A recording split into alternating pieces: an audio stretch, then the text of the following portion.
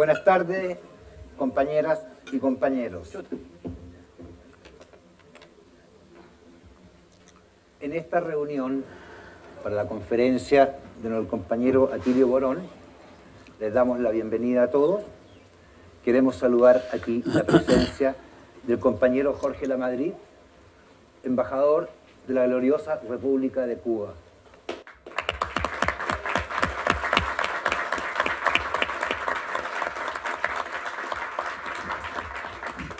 Queremos saludar también al compañero Arévalo Méndez de la también gloriosa Revolución Venezolana.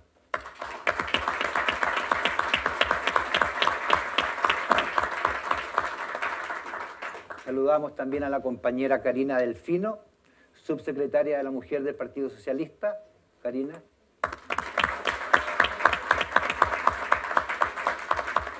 Y al compañero Jorge Arrate, compañero, a quien todos conocen. Bueno, en nombre del Centro de Información, le damos, por supuesto, una calurosa bienvenida y acogida al profesor Atilio Borón por su generosa contribución para exponer en este encuentro su conferencia Latinoamérica en la encrucijada, neoliberalismo o democracia. Bienvenido, compañero. También queremos agradecer la generosa recepción que siempre nos brinda para nuestras actividades la radio de la Universidad de Chile, en la persona de su director, el querido compañero, amigo y colega Juan Pablo Cárdenas, Premio Nacional de Periodismo, hoy ausente por razones de enfermedad, tuvo un problema y está con una licencia médica. Por lo mismo, hoy lo representa aquí y también lo saludamos con mucha gratitud y reiteramos las mismas a su reemplazante, el compañero Patricio López.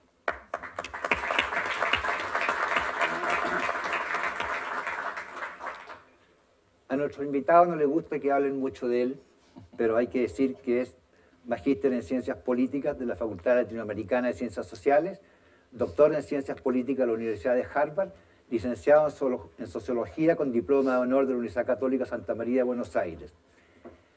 Es maestro de Teoría Política y Social, investigador de CONICET, director del Programa Latinoamericano de Educación a Distancia en Ciencias Sociales, columnista en diversos medios, conferencista, exsecretario ejecutivo de Claxo, profesor en universidades como la de Buenos Aires, el Nacional de Avellaneda, Columbia, Los Ángeles de Massachusetts y el Institute of Technology de Massachusetts y otras que sería largo enumerar. Lo mismo ocurre con su prolífica edición de libros, entre ellos Socialismo del siglo XXI, ¿Hay vida después del neoliberalismo? Aristóteles en Macondo, Notas sobre el fetichismo democrático en América Latina. Crisis civilizatoria y agonía del capitalismo, diálogos con Fidel Castro y América Latina en la geopolítica del imperialismo. A la docena de libros ya publicados, ahora supimos que sumará otro, sobre Vargas Llosa, muy interesante para todos, y el pensamiento de la derecha latinoamericana. Con esta breve introducción queremos dejar con ustedes unas palabras a nuestro anfitrión, Patricio López. Gracias. Gracias, Rafael. Procuraré ser breve para concentrar el tiempo en aquello a lo que todos y todas han venido, que es la conferencia de nuestro destacadísimo invitado Atilio Borón. Lo primero es agradecerles a todas y a todos ustedes por estar acá, agradecer al embajador Arévalo Méndez de Venezuela, al embajador Jorge Lamadrid de Cuba, la presencia de Karina Delfino, de Jorge Arrate, de Eduardo Contreras y de todas y todos ustedes.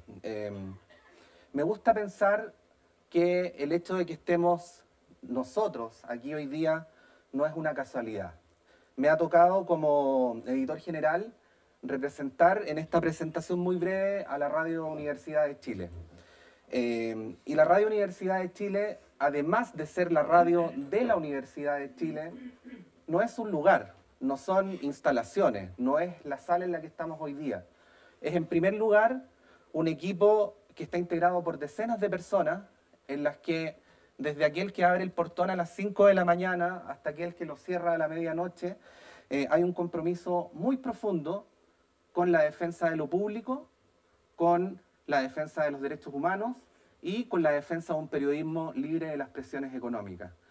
Quiero decir que en estas circunstancias es importante decirlo y me gusta pensar que si ustedes están acá en esta casa de la Universidad de Chile y en esta radio, en algo tiene que ver con ese compromiso que tiene el equipo que integra nuestro medio de comunicación. Quiero decir además que esto es especialmente importante en tiempos donde, como ustedes saben, en Chile los medios de comunicación están altamente concentrados y altamente a merced de las presiones económicas. Este es un espacio que no es de un grupo de periodistas administrativos, sino que es un espacio de la comunidad. Y es un espacio donde la comunidad puede, a través de nuestro medio, transmitir sus voluntades, sus puntos de vista, sus denuncias en el ámbito del medio ambiente, del feminismo y de los derechos humanos, por nombrar solo 3 de muchísimos temas que cubrimos cada día y que es lo que entre otras cosas, nos ha permitido encontrarnos en el camino, porque este ya es un camino, con los amigos y compañeros del Centro Memoria y Futuro. Creo además que no es casual que tratemos hoy día temas internacionales. Como ustedes saben, también la cobertura de los medios de los temas internacionales en los medios de comunicación chilenos es una cobertura donde se tiende a la frivolidad, donde se tiende a representar a través de una supuesta neutralidad política los intereses del gran capital, que operan, por supuesto, en contra de los procesos democratizadores de la región, y en donde nosotros nos hemos distinguido por tener una mirada distinta, una mirada donde creemos que la profundización de la democracia no puede ser un asunto meramente procedimental, sino que tiene que ver con darle más poder a los habitantes del continente y muy en particular a aquellos que menos tienen. En ese propósito nos hemos encontrado telefónicamente muchas veces con Atilio Borón. Lo hemos entrevistado a propósito de distintos temas, él ha tenido siempre la gentileza de atender nuestras llamadas, de plantear sus reflexiones sobre los temas que les hemos sugerido. Y nos alegra también saber que probablemente muchos de ustedes han escuchado en otras ocasiones a Atilio a través de nuestra radio. Nos alegra muchísimo tenerlo ahora aquí, no a 1500 kilómetros de distancia, que son los que separan Santiago de Buenos Aires, sino tenerlo apenas algunos centímetros y con todos ustedes. Nos alegramos mucho de que estén acá, nos alegramos mucho de que esté Atilio, de que estén nuestros invitados, y les recordamos que esta va a ser siempre la casa para la defensa de lo público y para la defensa de los valores que van a hacer de esta sociedad una sociedad mejor, a través de aquello con lo que nosotros podemos contribuir, que es modestamente el periodismo. Muchas gracias.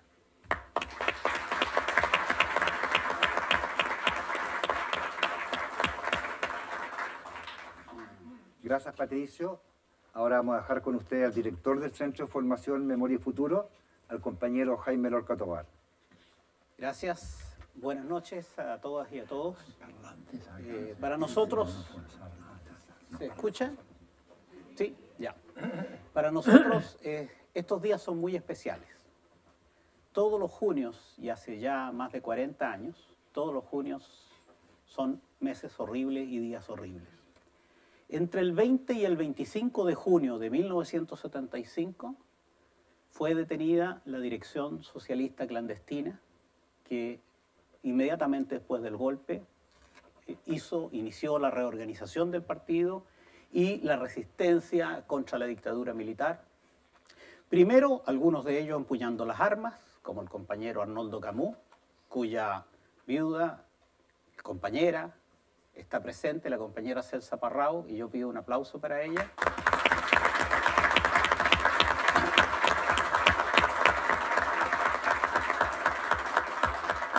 Y sucesivamente, en los meses posteriores, de 73, 74, 75, fueron cayendo detenidos muchos compañeros.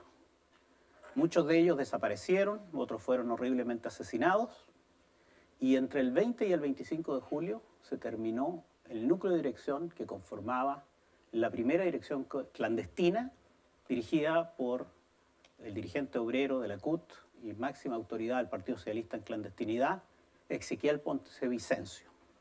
Junto a él fueron detenidos Carlos Lorca Tovar, único diputado que a la fecha permanece en condición de detenido desaparecido, y Ricardo Lagos Salinas.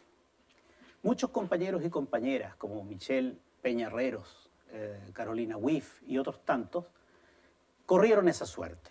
Sabemos que en el caso de Ezequiel Ponce y Carlos Lorca, no solo fueron salvajemente torturados en Villa Grimaldi, sino posteriormente conducidos a la siniestra y fatídica llamada Colonia Dignidad, hoy día Villa Baviera.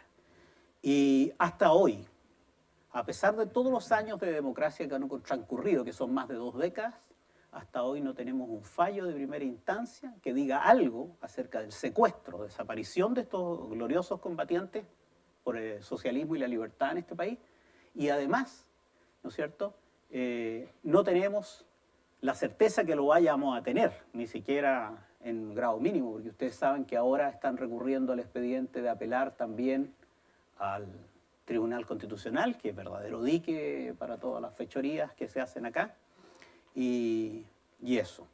Nosotros como organización de parientes y amigos de los desaparecidos socialistas hemos relevado sus nombres, los hemos sacado del olvido, los hemos sacado de la ignorancia en que cómodamente querían ser instalados porque no eran funcionales al tipo de transición que se dio en Chile.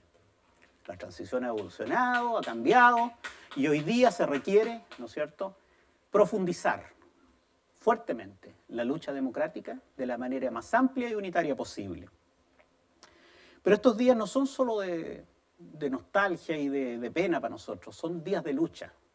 Y son días de alegría también, porque el martes 26 de junio nosotros vamos a conmemorar un nuevo aniversario del natalicio del queridísimo y recordado compañero presidente que nos trazó una huella indeleble a la izquierda chilena y la izquierda latinoamericana acerca de la decencia, la integridad y la consecuencia. Así que se unen Salvador Allende con los héroes de la dirección clandestina, la primera dirección socialista, y se unen en muchos aspectos. Pero yo quisiera relevar 2, también en honor a lo que decía Patricio. Hemos venido a escuchar a Atilio, pero yo creo que siempre nosotros como Memoria y Futuro queremos dejar presente la ausencia, a la ausencia presente de nuestros compañeros. Primer aspecto, el aspecto unitario. Salvador Allende fue pacientemente un constructor de la unidad de las fuerzas populares desde sus más inicios, desde más temprano inicio en la política. Exactamente así eran los compañeros de la dirección clandestina socialista. Carlos Lorca era a la fecha del golpe el presidente de la Juventud de la Unidad Popular.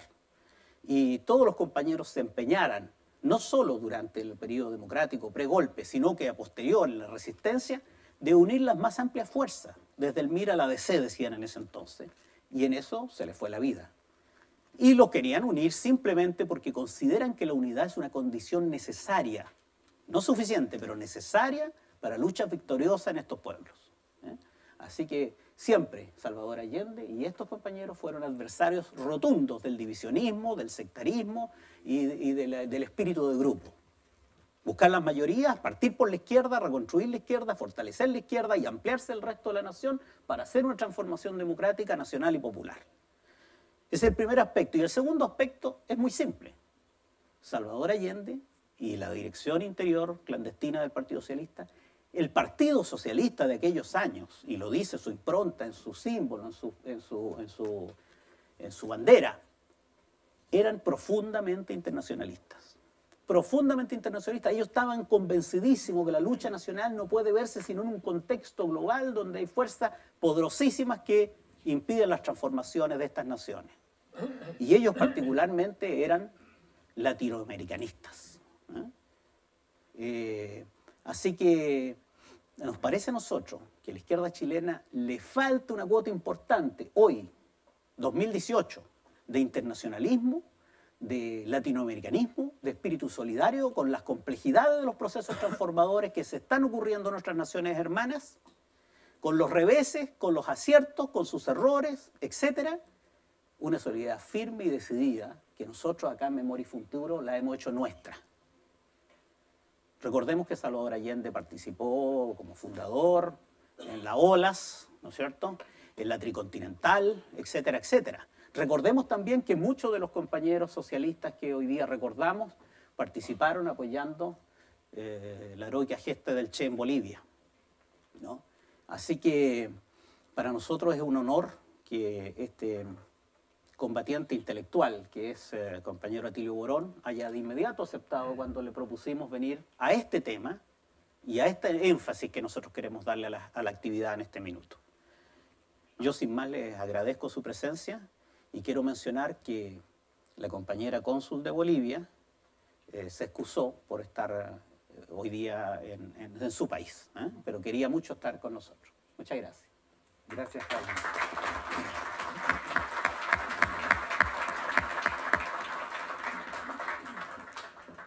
Compañeros, permítanme un minuto para recordar una tardía confesión del general norteamericano Smedley Butler.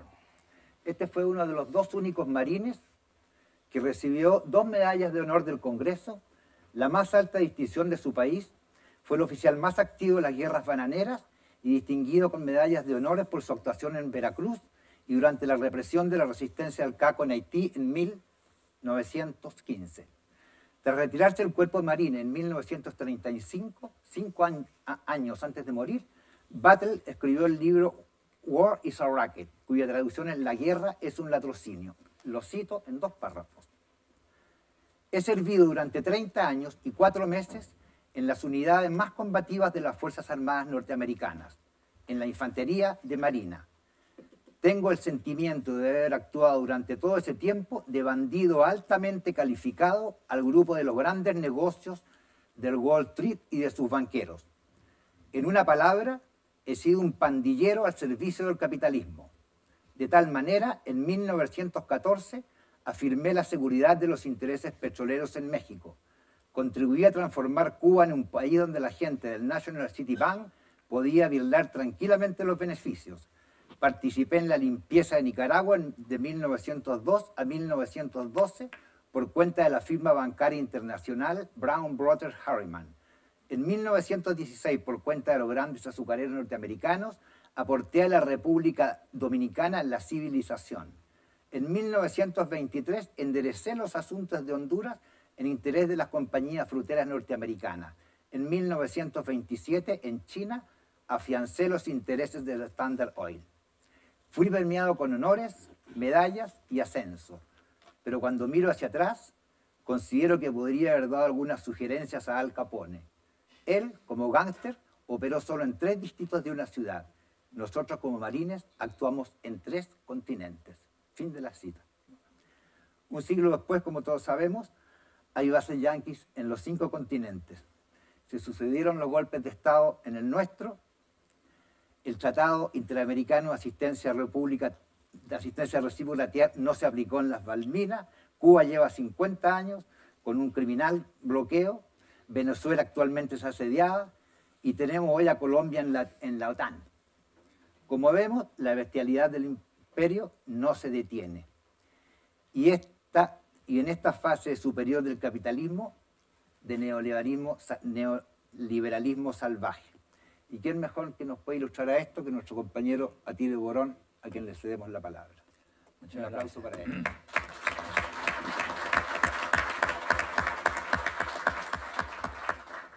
Bien, buenas tardes a todas y todas, muchas gracias.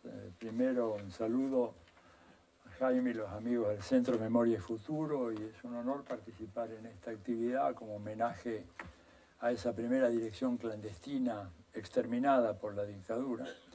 Y por supuesto a la Radio Universidad de Chile, que me da posibilidad de dirigirme al público de este país que quiero tanto y en el cual viví tantos años. Así que yo voy a comenzar esta charla haciendo primero una referencia un poquito teórica general sobre el tema neoliberalismo y democracia, y después pasar a la coyuntura concreta en la cual está inmersa hoy América Latina, que es realmente muy, muy preocupante. Primero, para despejar el tema. Neoliberalismo y democracia son términos que se repelen mutuamente, ¿verdad? No es que lo diga yo. Cuando uno lee, por ejemplo, los textos de quien es el gran patriarca del neoliberalismo contemporáneo, que es Friedrich von Hayek, ¿verdad? Él ha planteado la tesis de una manera muy, muy rotunda, muy clara, diciendo que la libertad de los mercados es la madre de todas las libertades y es la madre de la democracia.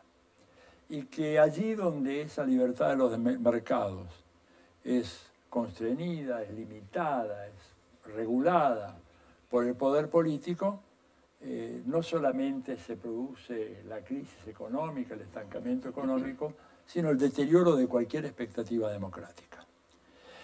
Por eso, todos recordarán una entrevista que él concedió al diario El Mercurio, que antes se la había ofrecido al Times de Londres, en donde hacía la defensa del régimen de Pinochet, diciendo de que si bien era cierto que algunas, decía, libertades habían sido recortadas, pero en la medida en que las libertades de mercado habían florecido, era solo cuestión de tiempo de que la democracia y todas las libertades políticas y sociales renacieran con fuerza en Chile, ¿verdad?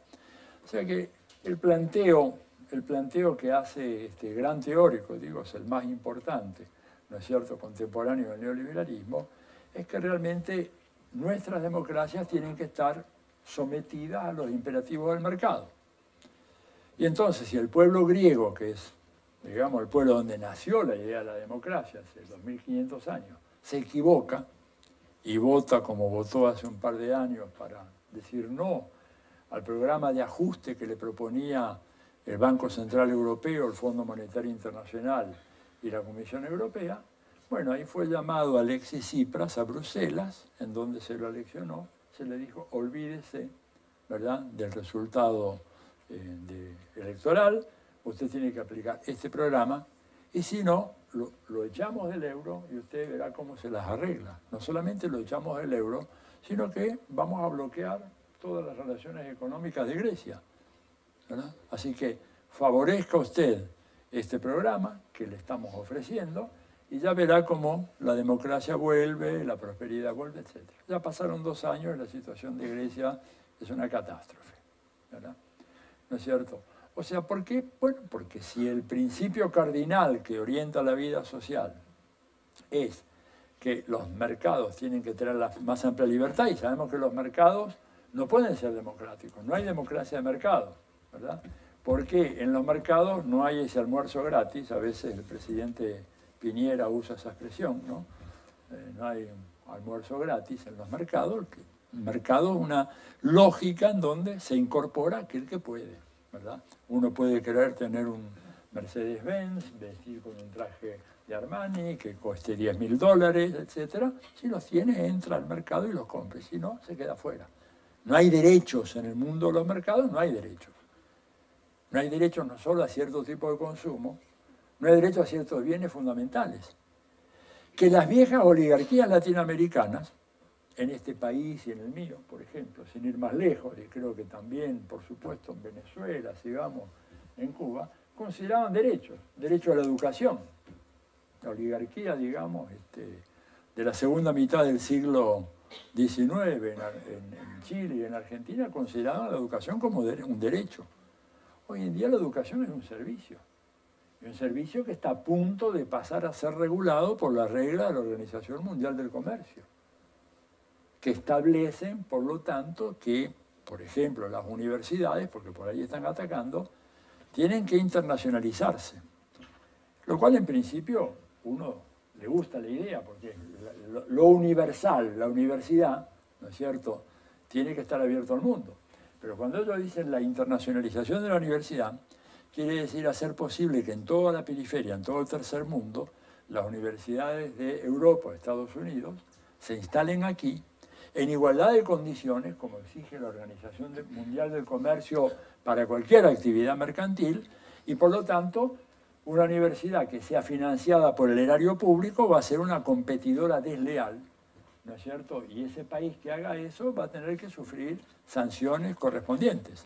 Hay varios países africanos ya que entraron en esta corriente, se vieron forzados por las condicionalidades del Banco Mundial a abrir el sistema universitario y por lo tanto coexisten ahí las universidades nacionales prácticamente desfinanciadas o que funcionan sobre la base de la matrícula que cobran a sus propios estudiantes, con sedes de la Universidad de Chicago, el MIT, alguna de esas que van a esos países, se instalan allá, y la Organización Mundial del Comercio dice, bueno, la competencia tiene que ser igual para todos, por lo tanto no se vale que una universidad cuente con dinero del Estado y una universidad que venga a instalarse en Nairobi, ¿no es cierto?, tenga que luchar contra una universidad que tiene el apoyo del gobierno de ese país, de Kenia. Bueno, este es el neoliberalismo en su expresión más clara, y ese es el proyecto, ¿verdad? Y ese proyecto es incompatible con la democracia, porque la democracia parte de un principio fundamental, ¿verdad?, que es la igualdad sustantiva, no solamente formal, no solamente ante la ley, sino sustantiva de ciudadanas y ciudadanos.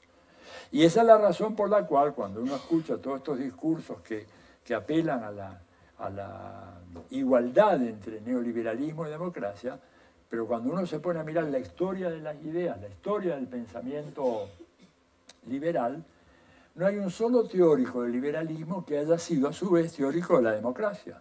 Ha habido estudiosos liberales de la democracia, por supuesto, muchos, ¿verdad? Pero una cosa es ser estudioso de un tema, otra cosa es decir, yo estoy a favor de la democracia.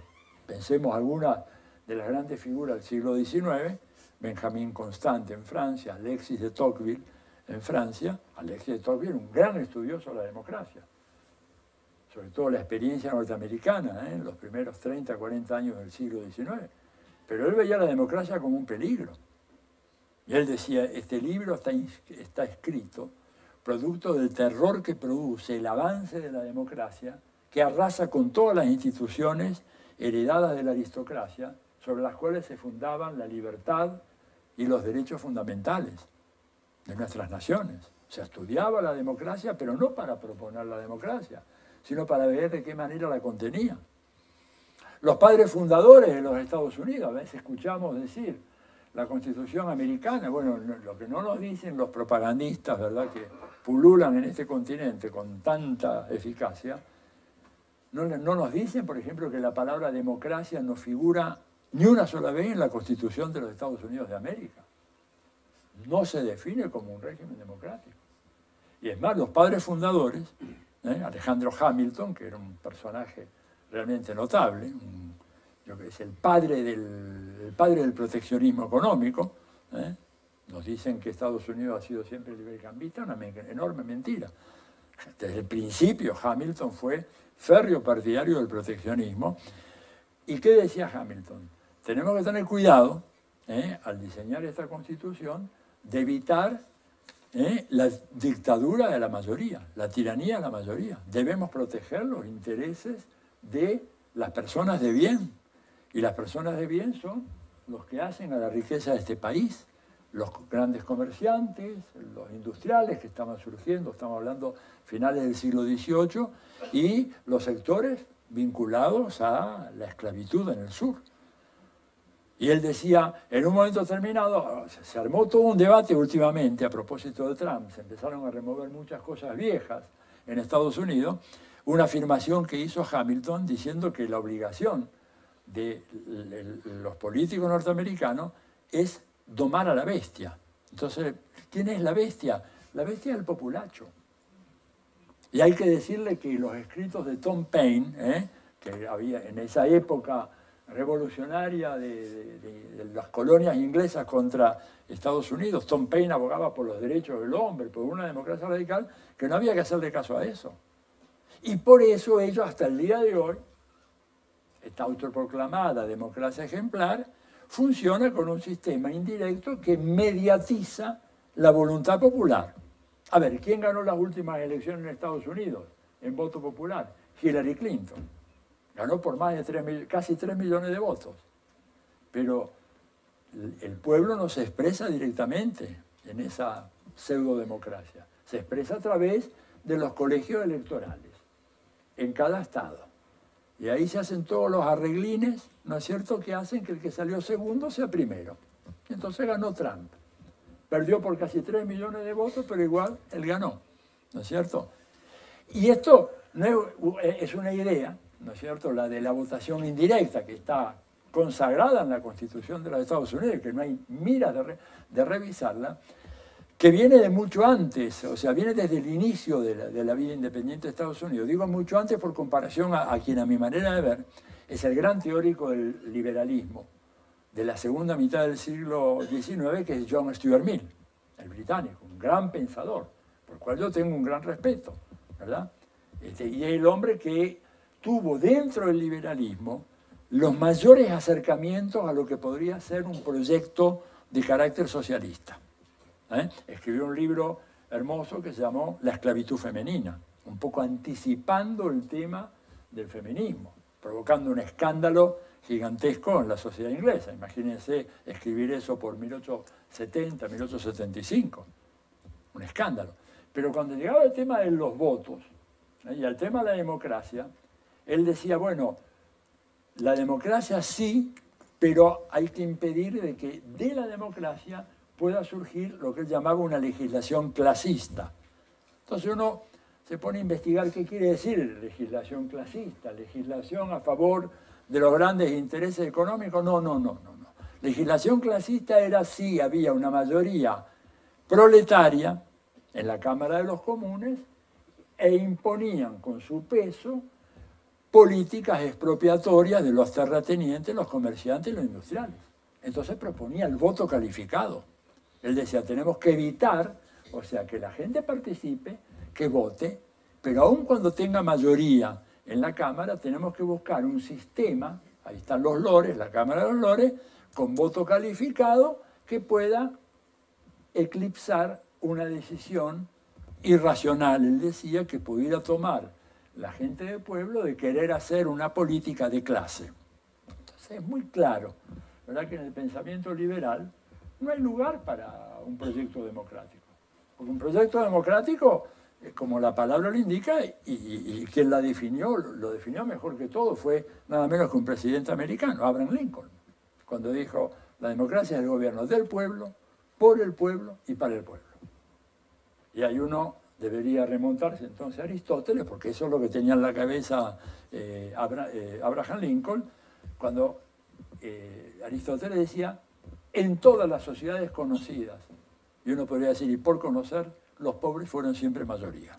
Por lo tanto, una democracia es el gobierno de los pobres, ¿no es cierto?, en beneficio de los pobres. Y cuando uno mira los procesos de democratización que ha habido en América Latina, ¿verdad?, en la etapa postdictatorial, nos encontramos con que en la mayoría de los casos, en mayor o menor medida, ¿verdad?, nuestras sociedades se convirtieron en sociedades más injustas. Crecieron económicamente, no hubo desarrollo, hubo crecimiento económico. El desarrollo implica otra cosa. El desarrollo implica una economía más equilibrada, con sectores integrados, con sectores industriales poderosos, articulados con el sector agrario, comercial, financiero. Eso prácticamente no se ha dado. Lo que se ha dado fue un crecimiento, en gran parte a partir de la primarización de nuestras economías. Ahora tiene otro nombre, un nombre más amable, las commodities, pero antes le llamábamos las economías primario exportadoras, en la época de la CEPAL acá en Chile. Cuando yo estudiaba acá se hablaba de economías primario exportadoras, economías que exportan commodities, bueno, lo mismo, ¿verdad? Más vulnerables al exterior, más sometidas a las oscilaciones de la economía internacional, más dependientes. Desgraciadamente, en ese sentido, las democracias, voy a poner el caso argentino para no hablar de experiencias de otros países, pero en el caso argentino, cuando se van los militares, viene Alfonsín, finales de 1983, la distancia entre el 10% más rico y el 10% más pobre de la sociedad argentina era de 13-1. Al terminar el gobierno de Cristina Fernández, con todas las políticas sociales que ahí se hicieron, la distancia era de 27-1. O sea, por más política social que se haga, la lógica del mercado capitalista tiende inevitablemente a la creación de desigualdad. La gente puede ser menos pobre que antes. Y el caso de Chile es muy evidente, un país que yo conozco hace ya 50 años, ¿de acuerdo? Como era. Hoy los pobres de Chile son menos pobres que antes, pero los ricos son infinitamente más ricos que lo que eran cuando yo llegué a este país en 1966. Infinitamente más ricos. Y la historia en México lo mismo. La historia en Colombia igual. en México, en Argentina lo mismo. Entonces, ¿una democracia puede funcionar en una sociedad desigual? No puede funcionar. Por eso, fíjense que en Estados Unidos ya se está planteando desde unos años algunos autores que provenían del mundo académico, de los sectores vinculados al Partido Demócrata, están planteando la idea de que Estados Unidos ya ha dejado de ser una democracia y es una plutocracia. Esto puede parecer una afirmación muy brutal, dicha por, no sé, un izquierdista trasnochado que se mareó en el avión cuando cruzó la Corea, pero esto lo dice un señor como Sheldon Walling, por ejemplo, profesor emérito de la Universidad de Princeton, un hombre ha sido un liberal norteamericano toda su vida, ni siquiera socialdemócrata, ¿no? Como puede ser Bernie Sanders, no, un liberal consistente. Y él dice, se acabó, ya lo que tenemos acá no hace falta más elecciones, porque sabemos que quien va a ganar es el que tiene más dinero. Por lo tanto, no hay más igualdad de los ciudadanos, no hay un americano igual que otro. Hay de primera y de segunda. Walling, dirán, ¿es una decepción? No, bueno, está Noam Chomsky, hace ya muchos años que viene diciendo lo mismo. El caso más espectacular es el de un economista, Jeffrey Sachs. Los que sean acá economistas seguramente lo conocen. Jeffrey Sachs fue el arquitecto de las reformas económicas de Gonzalo Sánchez de Lozada en Bolivia. Las reformas económicas ultra neoliberales en Bolivia, ¿verdad? Y hace pocos años ha tenido una especie de conversión, como Saulo de Tarso en el camino a Damasco, que se le apareció Jesucristo y se convirtió, dejó de perseguir a los cristianos, empezó a perseguir a los otros. Bueno, Jeffrey Sachs también se convierte y saca unos artículos flamígeros, tremendos en el New York Times, diciendo que no tiene sentido hacer este ejercicio electoral acá, si acá lo que hay que ver es ver con los contadores de la campaña a ver quién recaudó más dinero, porque ese va a ser el que va a ganar. Nada más que ese. El resto ya no tiene mayor sentido. Y además, un dato complementario, no lo dice él, pero yo me puse a hurgar en esa gran biblioteca universal que hoy en día nos permite la Internet, y encontré una joya. En el congreso que terminó en el 2014, ¿verdad?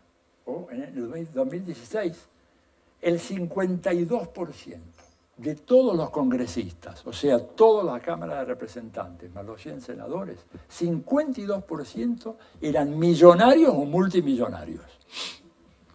¿Qué clase de legislación puede surgir de un cuerpo en donde más de la mitad, millonarios o multimillonarios? Como veo caras de escepticismo, les ruego, busquen en la web ustedes, pongan 52 millionaires in the US Congress, van a ver cómo aparece, inmediatamente. Ahora, ¿y cuántos millonarios hay en la sociedad americana? No llega al 1%. A eso le llaman democracia representativa. Es una tomadura de pelo. A eso le llaman democracia representativa. 52%, millonarios o multimillonarios. Por supuesto, hacen una legislación para ellos. Cuando los millonarios gobiernan, difícilmente se acuerdan del hombre y la mujer común. Entonces digo, el tema del neoliberalismo es absolutamente incompatible con la democracia. Y además el neoliberalismo ha sido un gran fracaso en términos económicos. Hubo crecimiento, pero no hubo desarrollo. Crecimiento, además, en gran parte favorecido por el famoso viento de cola de la economía mundial, por los altos precios de las commodities aquellas, del cobre, la soja, el níquel, etc. Se acabó el viento de cola y resulta que entonces el neoliberalismo no era tan capaz de movilizar las energías económicas nacionales. Fracasó rotundamente en el famoso efecto derrame, o el efecto chorreo, como le dicen acá, que partía de una presunción absurda de que los ricos se cansan de ser ricos. Por favor, que no tienen imaginación para dónde más pueden invertir o disfrutar de sus nuevos millones. Pero si uno que no es millonario sabe que tiene deseos y fantasías inagotables de qué cosas poder hacer, imagínense un señor como Bill Gates, que entre otras cosas, ahora te digo, embajador de la Madrid, tiene algunas de las patentes de la nueva tecnología para orientar los huracanes. Hay ya una tecnología desarrollada en Estados Unidos que trata de ver, y que lo están haciendo, de orientar el curso de los huracanes. Y por eso ese huracán que pasó que recorrió toda la isla de Cuba, que fue el año pasado, el 17, ¿no es cierto?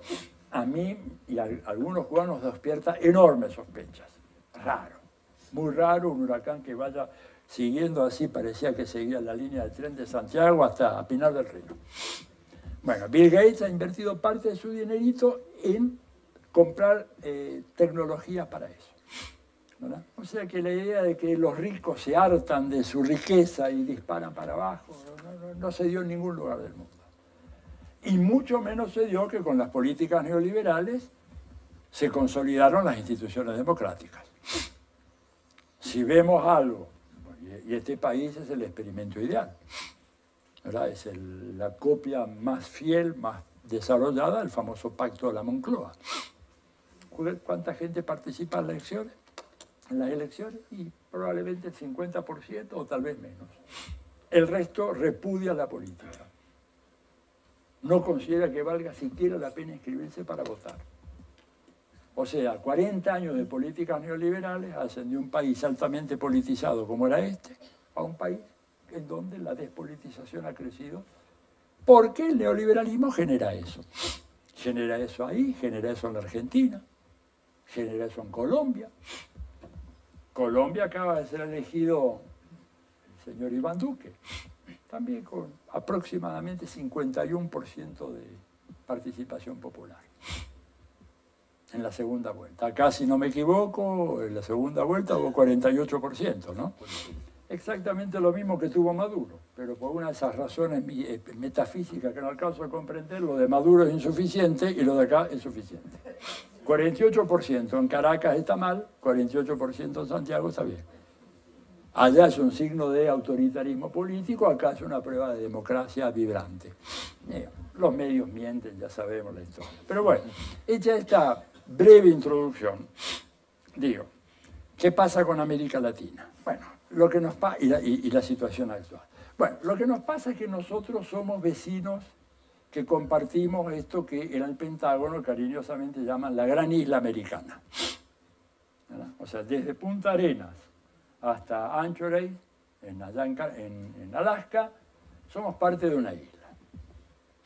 Y la seguridad nacional de los Estados Unidos depende de que esa isla no tenga fisuras.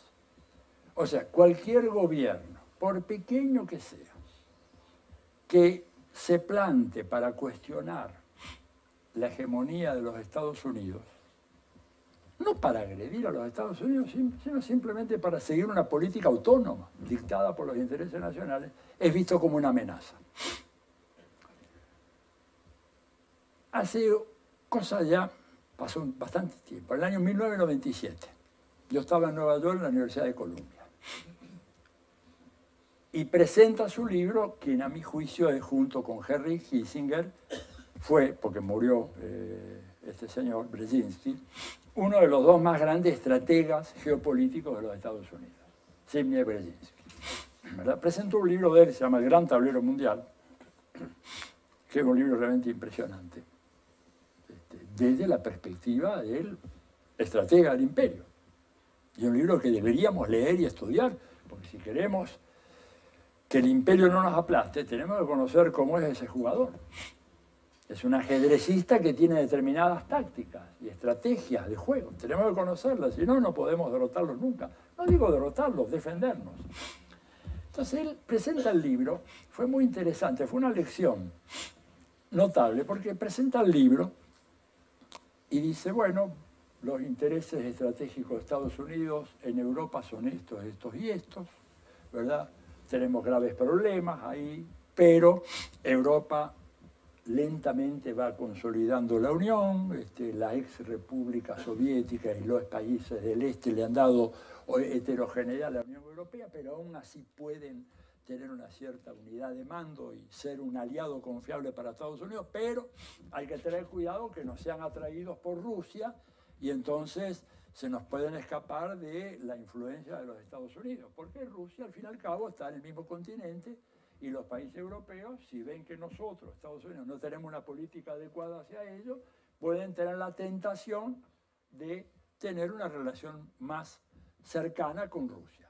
Y además Rusia tiene con qué seducirlo, porque Rusia tiene agua, Rusia tiene gas, Rusia tiene petróleo, y los europeos necesitan agua, petróleo y gas.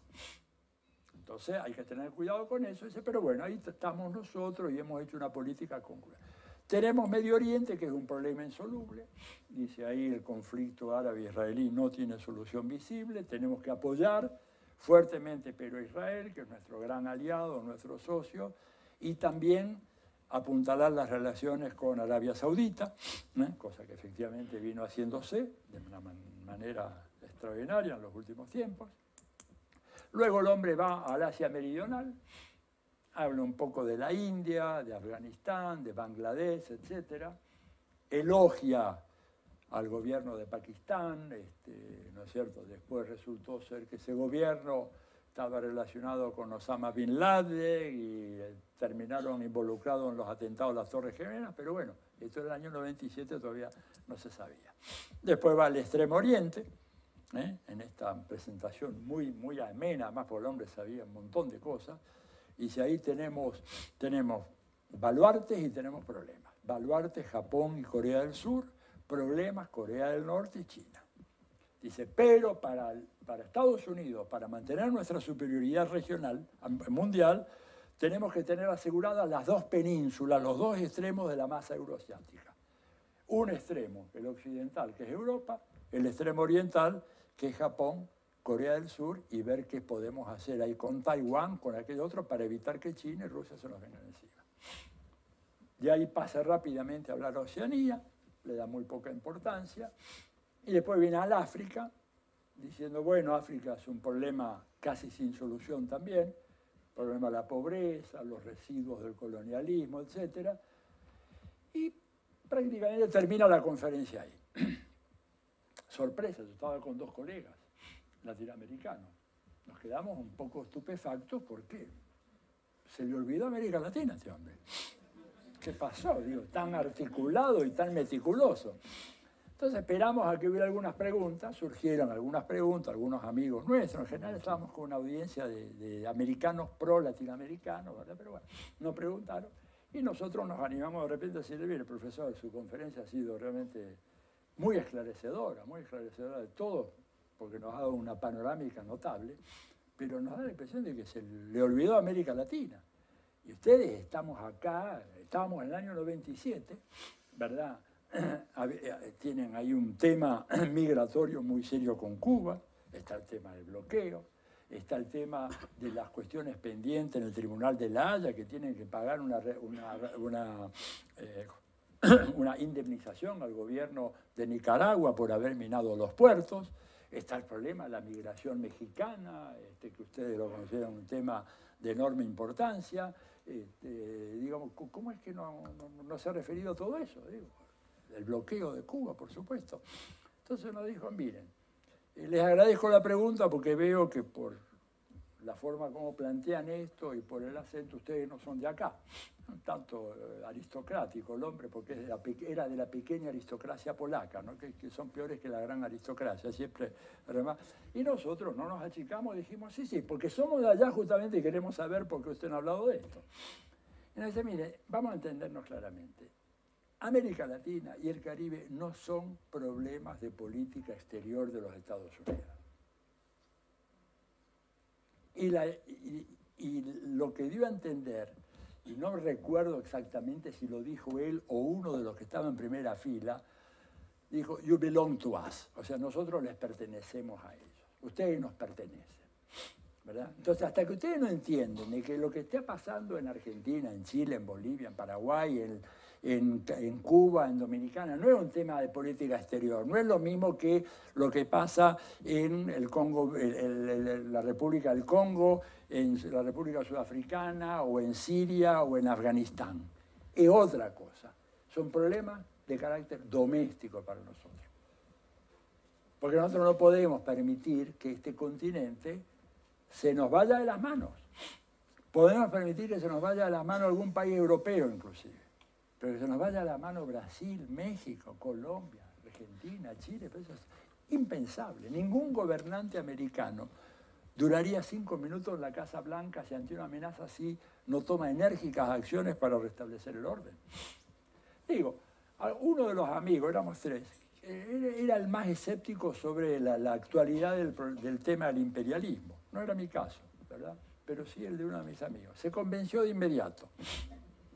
Se convenció de inmediato de que el monstruo existe. Se lo dijo uno de los mayores intelectuales, ¿verdad? Y cuando uno mira la historia de América Latina, no hay otro continente que haya sido tan invadido como América Latina por tropas de los Estados Unidos. No hay otro continente en donde se hayan hecho tantas intervenciones políticas, golpes de Estado patrocinados por Estados Unidos. No hay otro continente donde hayan sido asesinados tantos grandes líderes políticos como los que se asesinaron por parte de Estados Unidos en América Latina, ¿verdad? Un pequeño país como Granada, cuyo tamaño es no más que la ciudad de Santiago de Chile, con 80.000 habitantes en el año 1983. Único producto de exportación de Granada, nuez moscada. El nuevo gobierno de Nueva Joya, así se llamaba la coalición, trata de expandir un poco los recursos del Estado promoviendo el turismo. Tenían muy hermosas playas. Y entonces piden ayuda a Cuba y Cuba le manda una brigada de constructores para ampliar el aeropuerto muy chiquito que tenían en Granada. Eso fue en 1983, estaba Reagan de presidente. Los aviones espías de los Estados Unidos descubren esa obra que está en construcción. Eso provoca de inmediato una convocatoria de Ronald Reagan al Consejo de Seguridad Nacional, a ver qué es lo que está pasando en Granada. Diagnóstico de la CIA, están ampliando la pista porque los cubanos quieren que los aviones militares de carga soviéticos puedan aterrizar en Granada y desde ahí desplegar todo su potencial para atacar a los Estados Unidos. Al día siguiente, una orden de Reagan a los marines, manda casi 8.000 marines, o sea, un marín por cada 10 habitantes de Granada.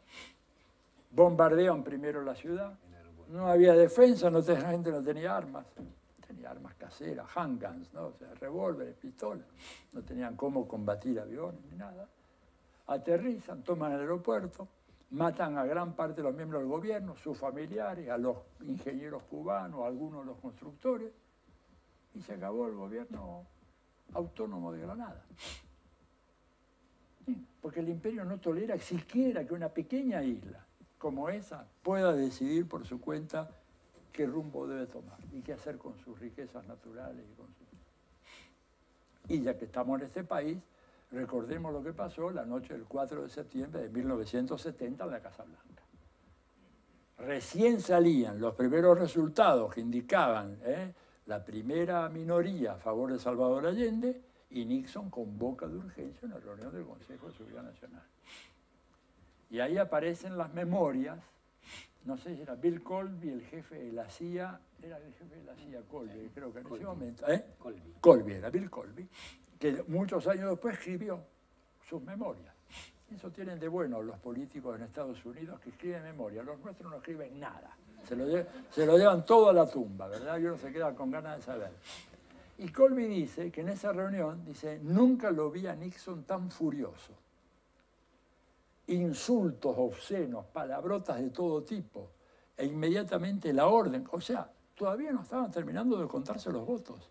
Dijo, ni una tuerca, ni un tornillo para Chile, hagan chirriar la economía chilena y hay ya 10 millones de dólares para empezar a financiar las operaciones de desestabilización. Y pocos días después hace una reunión ya más grande con el Consejo Nacional de Seguridad, la mayoría del speaker de la Cámara de Representantes, etcétera, para diseñar el plan de desestabilización al futuro gobierno que podía llegar a tener Chile en caso de que el Congreso Pleno ratificase el triunfo de Salvador Allende. Y en el medio mataron a René Schneider y mataron a alguien más, que no recuerdo quién fue. Un par de asesinatos. Schneider fue muy claro, general constitucionalista. Bueno, está en nuestra realidad. O sea, cualquier diagnóstico que hagamos hoy sobre América Latina no puede prescindir de este hecho fundamental de que estamos nosotros en la gran isla americana.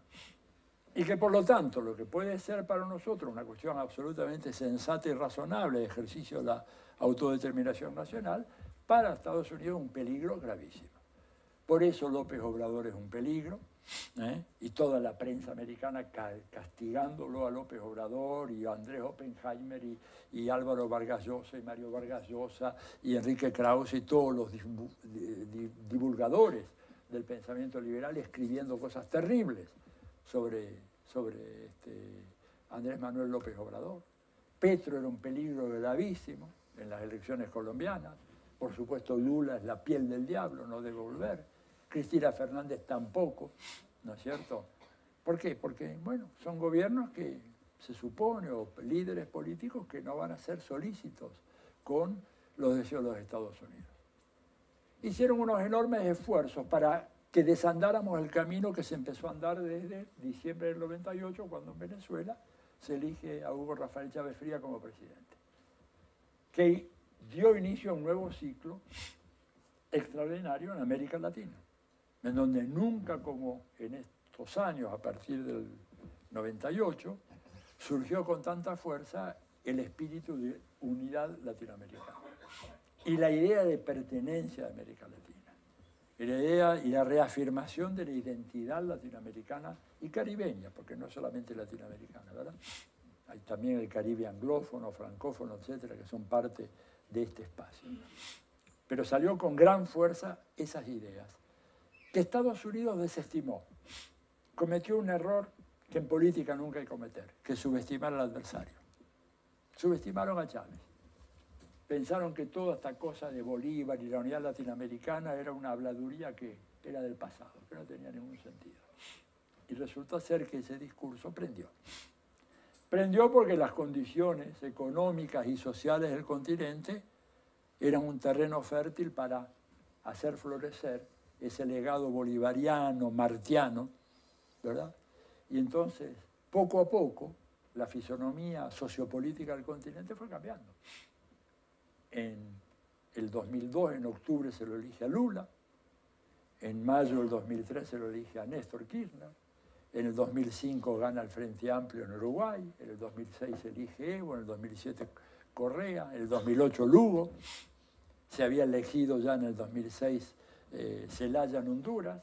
Y de repente este continente, que era un continente totalmente sometido a los arbitrios de Estados Unidos, que cuando Estados Unidos decían expulsen a Cuba de la OEA, prácticamente todos los gobiernos obedecían y la expulsaban, salvo México, que se opuso a esa medida. O cuando decía hay que armar una fuerza multinacional de paz para invadir República Dominicana, casi todos los gobiernos iban y mandaban sus tropas ahí para agredir a ese pueblo, porque había tenido la locura de elegir a Juan Bosch como presidente, un eminente literato, político, estadista, pero no era del grado de los Estados Unidos, ¿verdad? Bueno, esa situación desapareció. Y el gran proyecto estratégico que ellos querían para todo este siglo XXI era el ALCA. El ALCA, que era la integración económica y la subordinación política. Porque ahí Martí lo dijo con todas las letras, quien dice unión económica dice unión política. No hay unión económica sin unión política. Y miremos lo que pasa, ¿verdad?, con los TLC, por ejemplo, el caso de TLC México, Estados Unidos y Canadá. México, desgraciadamente, ha perdido soberanía política y no solamente eso, ha visto desintegrarse el Estado Nacional mexicano. Les leo un solo dato de hoy, salió. 114 dirigentes asesinados en la última campaña presidencial.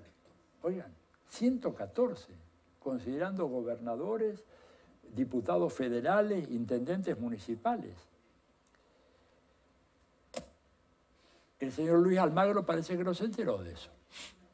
Él está tan preocupado por la calidad de la vida democrática en Venezuela que se le van estos 114 muertitos, como se dice en México. Respetuosamente allá, yo viví 8 años en México y soy medio mexicano. Cuando pasan estas cosas, son muertitos, no son muertos. 114 muertitos, desaparecieron. No es problema para la OEA. ¿Por qué no es problema para la OEA? Bueno, porque la OEA, ya lo dijo Fidel, y perdonen, por ahí es un exabrupto, en este país creo que no están muy acostumbrados a estas brutalidades, pero la OEA es el Ministerio de Colonias de Estados Unidos, no es otra cosa. Porque si no, tendría que haber salido Luis Almagro a denunciar ese hecho. Además, de todos los partidos.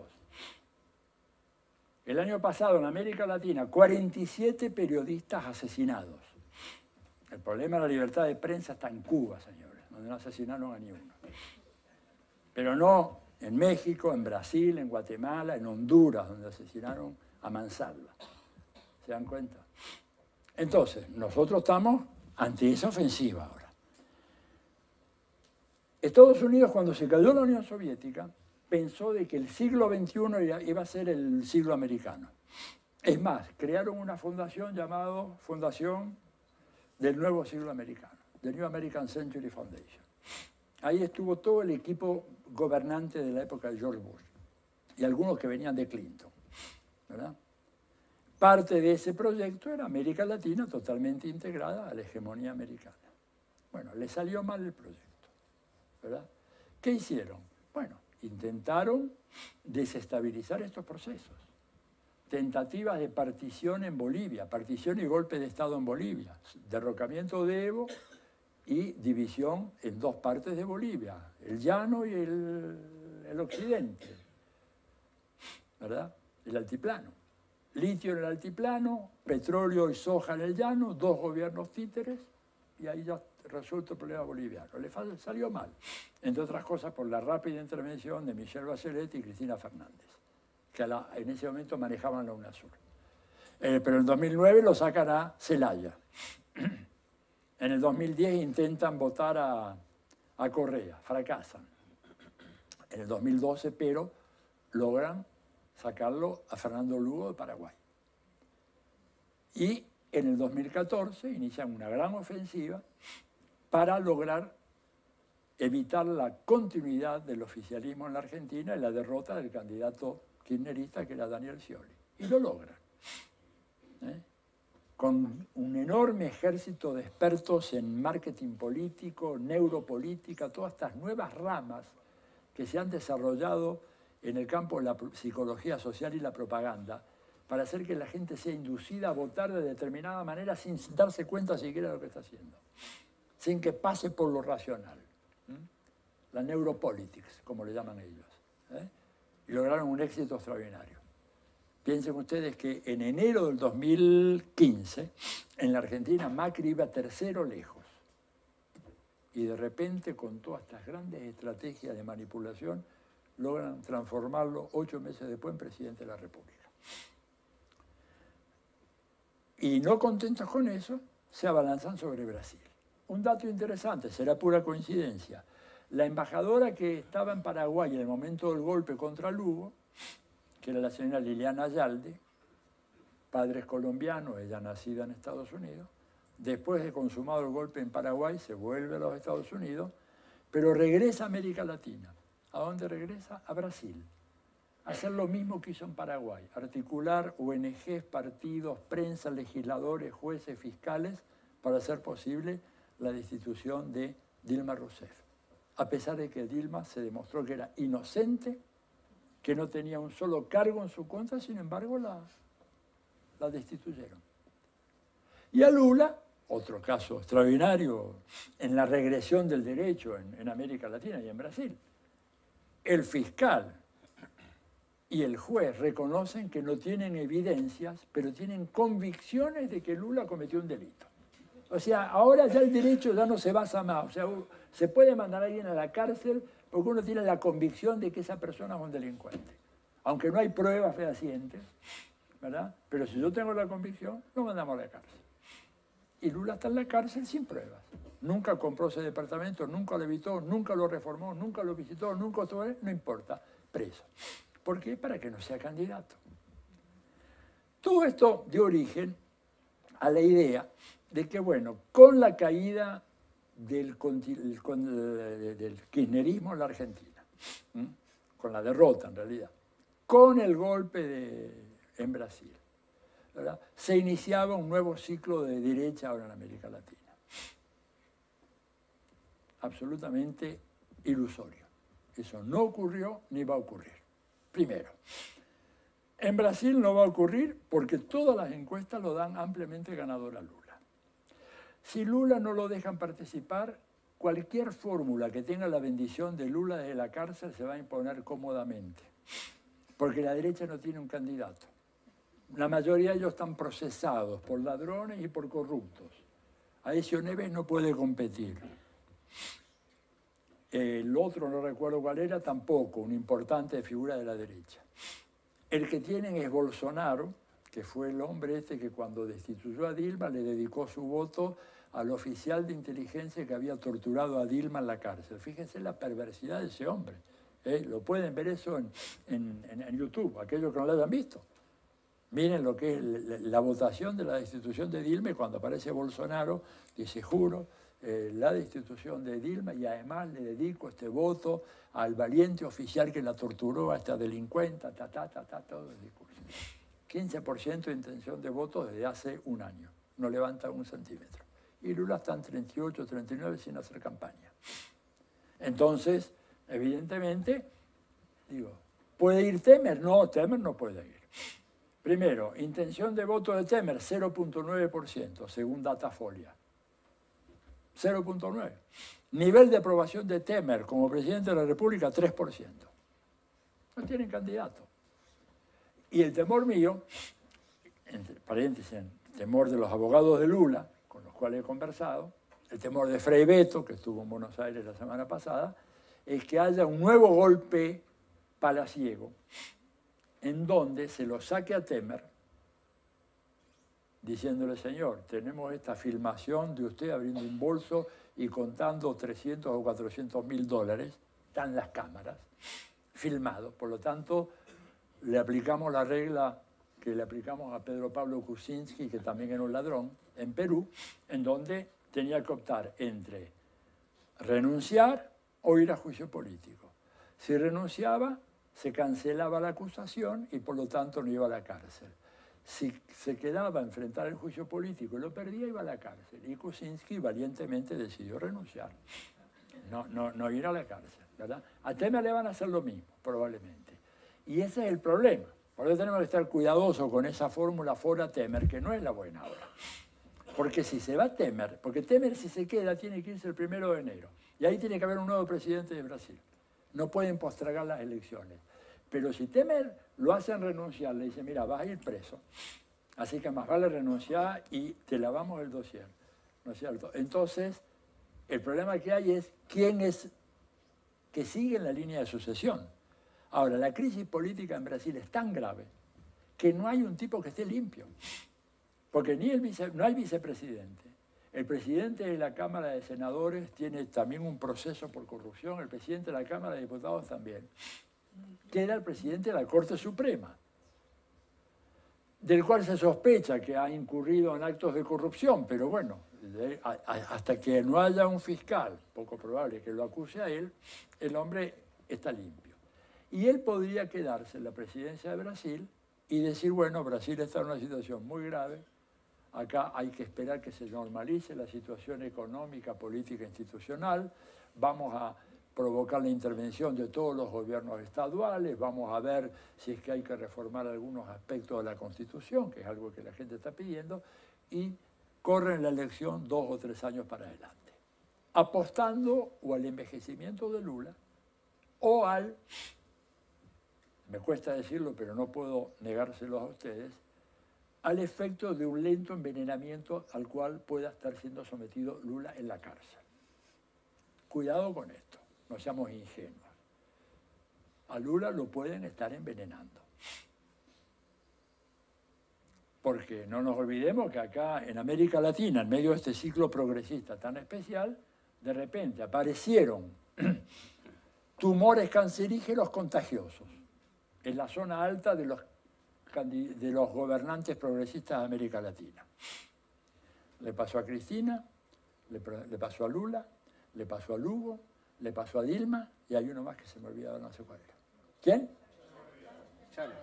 Bueno, no, lo de Chávez fue más grave, fue otro tipo, porque estos tumores altos fueron producto de radiaciones, de partículas radioactivas, valga la redundancia, depositadas en los micrófonos de los servicios oficiales de radio y televisión de los gobiernos, que eran los que tenían más exposición con los presidentes o las presidentas, y por lo tanto esas partículas se activaban con un teléfono celular, marcando una clave y pequeñas radiaciones cotidianas. Porque el cáncer hasta ahora, hasta el advenimiento del ciclo progresista en América Latina, no era una enfermedad contagiosa. Y de golpe contagió, además, solo a los buenos, los malos estaban ahí sin ningún problema. Lo de Chávez fue otra operación mucho más complicada, también inducida. Pero lo de Chávez es un claro asesinato político. Hay un libro en Venezuela que salió de un investigador, Eduardo Zagroni se llama, demuestra con pelos y detalles cómo la aplicación de las técnicas de la biotecnología hizo posible generar este cáncer, este tumor artificial de laboratorio, como dice uno de los centros donde fueron enviados los tejidos de Hugo Chávez para ser analizados, y en donde el dictamen de este laboratorio de punta a nivel mundial dijo, este no es un cáncer natural, este es un cáncer prefabricado de laboratorio. Entonces, ¿por qué no lo van a estar haciendo ahora con Lula? De a poquito, ¿no es cierto? Y de repente el hombre o envejece o se enferma o lo van matando, pero la idea es evitar que él pueda competir o que pueda apoyar al candidato.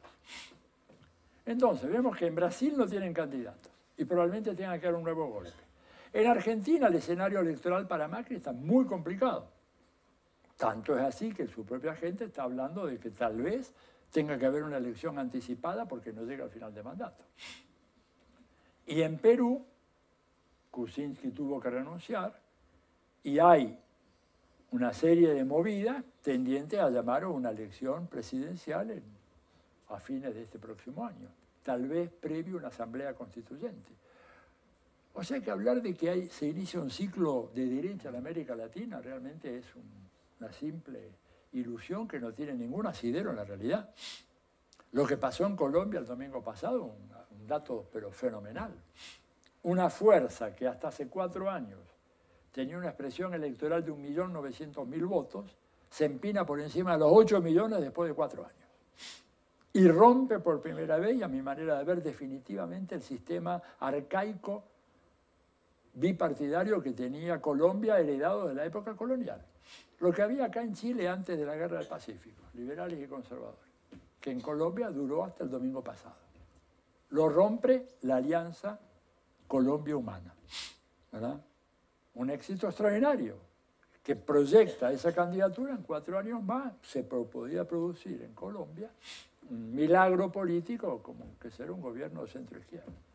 Y en México gana López Obrador. El problema de López Obrador no es las urnas, son las balas.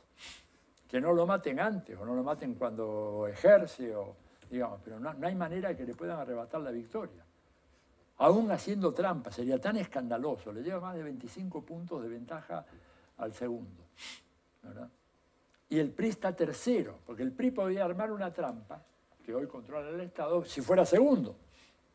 Pero armar una trampa, despojar de la victoria a López Obrador para dársela a la candidata, al candidato del PAN, es un absurdo.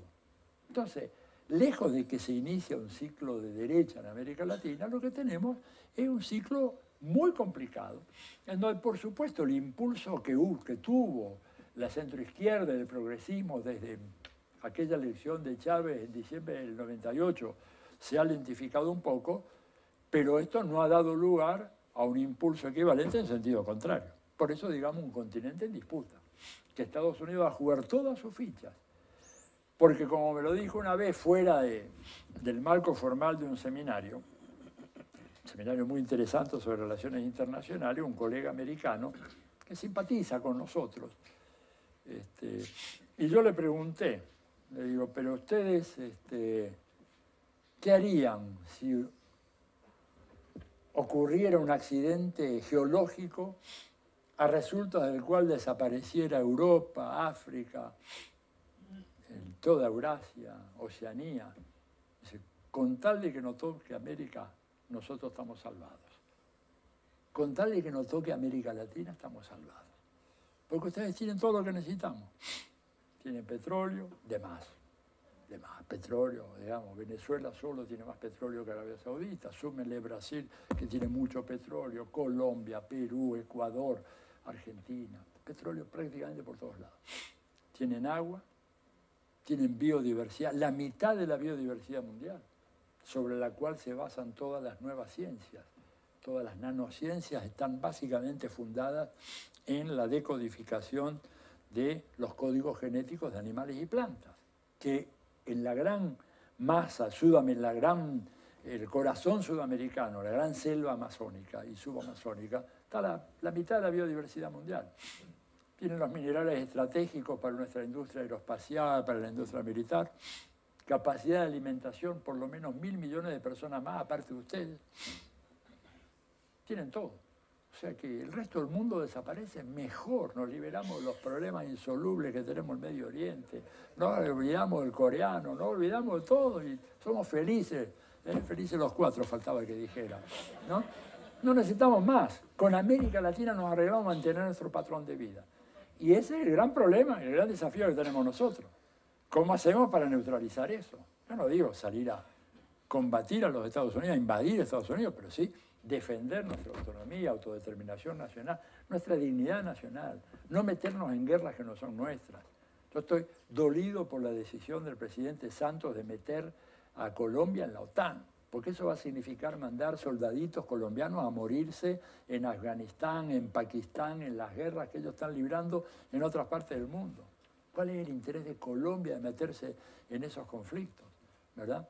Entonces, es un problema. Por eso, estudiar al imperialismo, y termino con esta metáfora, ¿no es cierto? Estudiar las movidas de ese ajedrecista, que nos tiene muy estudiados a nosotros, que conoce cada uno de nuestros movimientos, que dispone de enormes sumas de dinero, aunque no aparezcan a primera vista, porque el dinero está muy bien disimulado.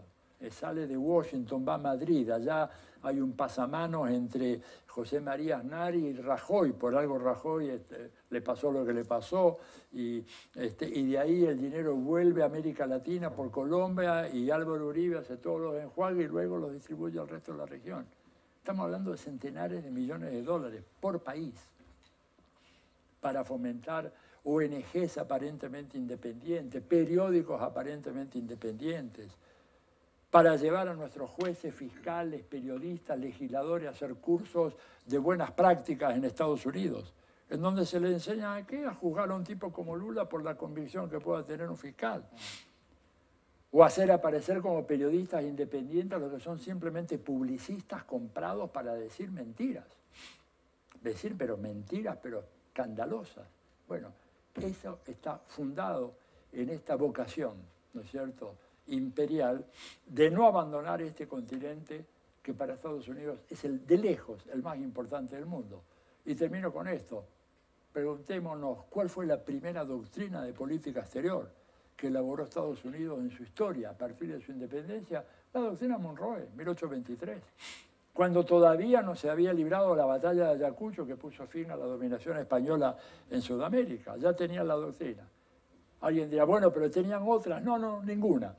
La segunda doctrina es la doctrina Wilson, 1918 para Europa. O sea, nosotros antecedimos en casi un siglo, en términos del interés global de los Estados Unidos, a Europa. Y seguimos antecediéndolos al día de hoy. Bueno, yo dejo acá porque supongo que habrá chance de escuchar alguna cosa. Gracias.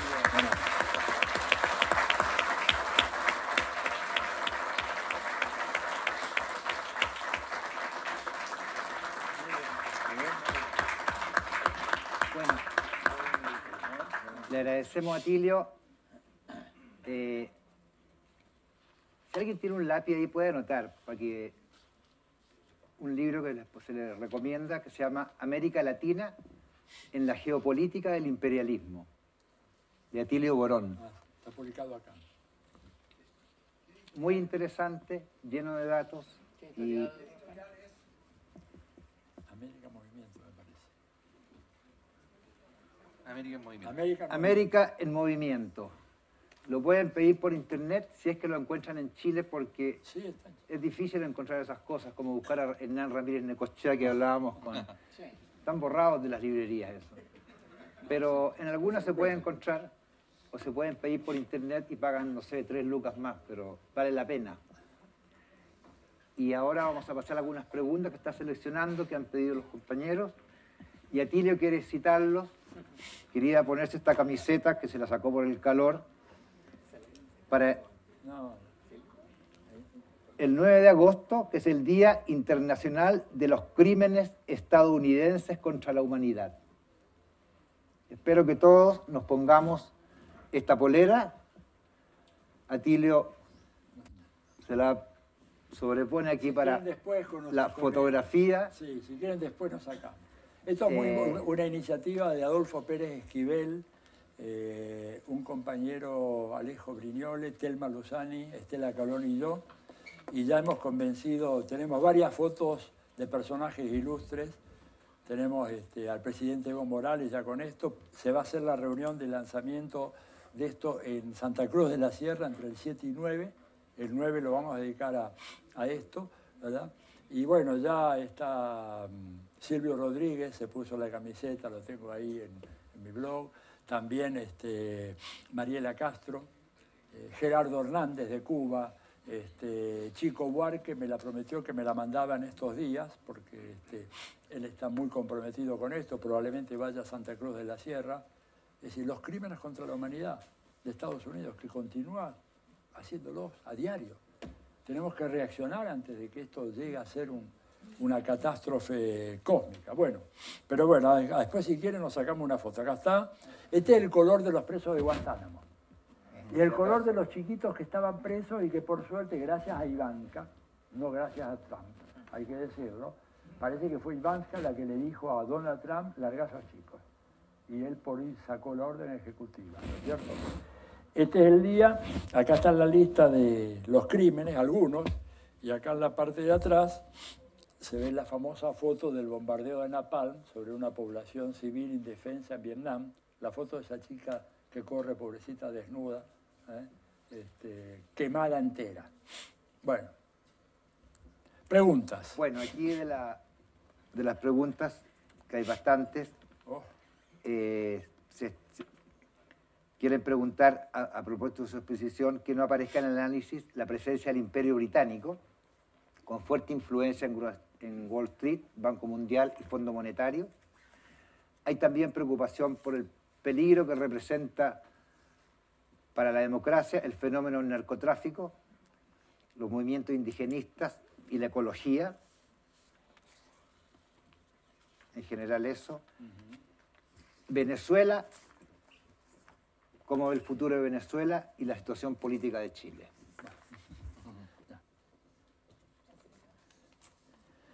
Bueno, empiezo por orden.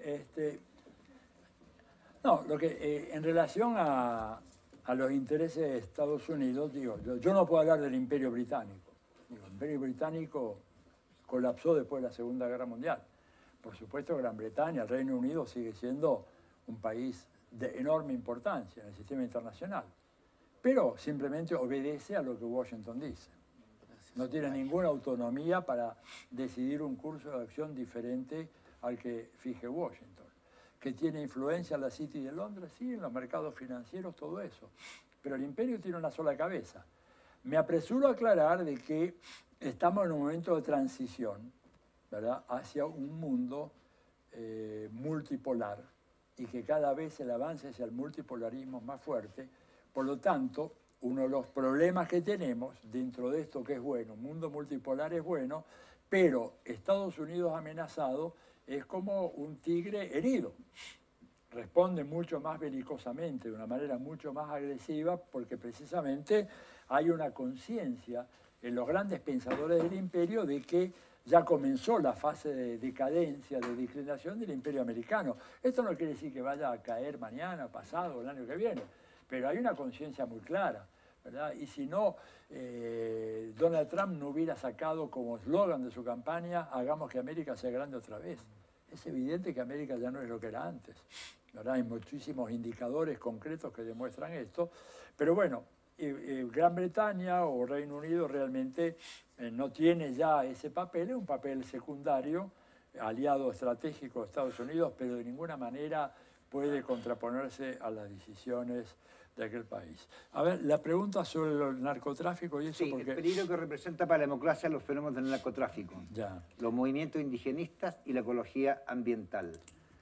Hay muchas preguntas aquí que yo no alcanzara el profesor Borón, que están respondidas en este libro magistralmente. Yo no le pedí, no le pedí eso, pero gracias, Rafael. Bueno, mira, el narcotráfico es un peligro grave, sin ninguna duda. A ver, y no es nuevo. ¿Cómo fue que Inglaterra desalojó a la China de su papel crucial en la economía mundial? Con la guerra del opio. Con la guerra del opio. El tráfico del opio estaba prohibido por el emperador en la China. Los ingleses a cañonazo limpio en 2 guerras abrieron el tráfico del opio en China. Y a partir de ahí, la China entra en una declinación de poco más de un siglo. Cuando uno lee, por ejemplo, a Adam Smith, que es un gran pensador del liberalismo, que no tiene nada que ver con los liberales de acá o los de Argentina. No tomaría ni un café con ellos, Adam Smith, con los de acá y los de allá. Los consideraría unos mercachifles. Tenían un desprecio profundo por aquellos que hacían esta alabanza al libre comercio. Él decía, lo van a ver ahora, estoy terminando ese libro sobre Vargas Llosa, y ahí encuentro yo un investigador, un profesor de Chicago del año 1927, que hace un estudio del intervencionismo económico de Adam Smith, con citas tomadas una tras otra de la riqueza de las naciones, en donde Adam Smith proponía la intervención del Estado para regular los efectos desastrosos de la mano invisible del libre mercado. Pero estos canallas divulgadores, distorsionadores del pensamiento de Adam Smith, ¿verdad?, han borrado totalmente eso. Una de las frases que más me acuerdo, es decir, basta, dice Adam Smith, con entrar a una taberna en Londres y ver que hay 3 personas conversando, un comerciante, un industrial y un agricultor, para darnos cuenta de que lo único de que hablan es de cómo aumentar sus precios y cómo rebajar los salarios de los trabajadores.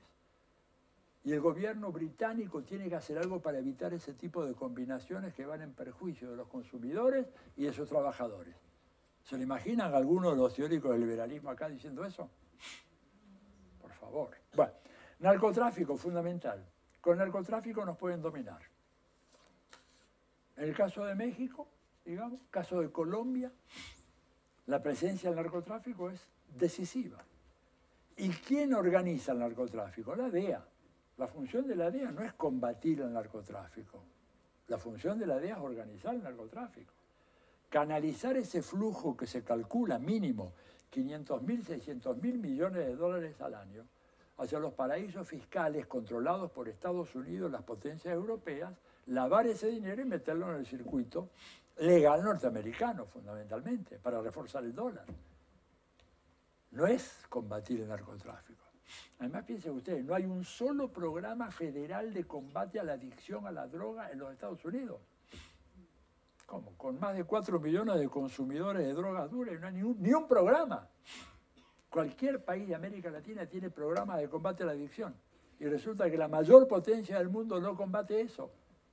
Qué raro. ¿No se dieron cuenta? Todo un negocio. Entonces, pero ese negocio a nosotros nos debilita, corrompe a la política, ¿no es cierto? Y sobre todo, al introducir al ejército en el supuesto combate al narcotráfico, lo que hace es criminalizar toda forma de protesta social. Porque ahí ya cuando los militares entran a disparar no saben si es un narcotraficante, un afrocolombiano, una feminista radicalizada, un ecologista, disparan a quien sea. Entonces el peligro es enorme. Y por supuesto, una democracia carcomida por el narcotráfico corre graves riesgos. Los movimientos indigenistas y los movimientos ecológicos son una contribución a la riqueza, a la pluralidad de nuestra democracia. En buena hora que han aparecido.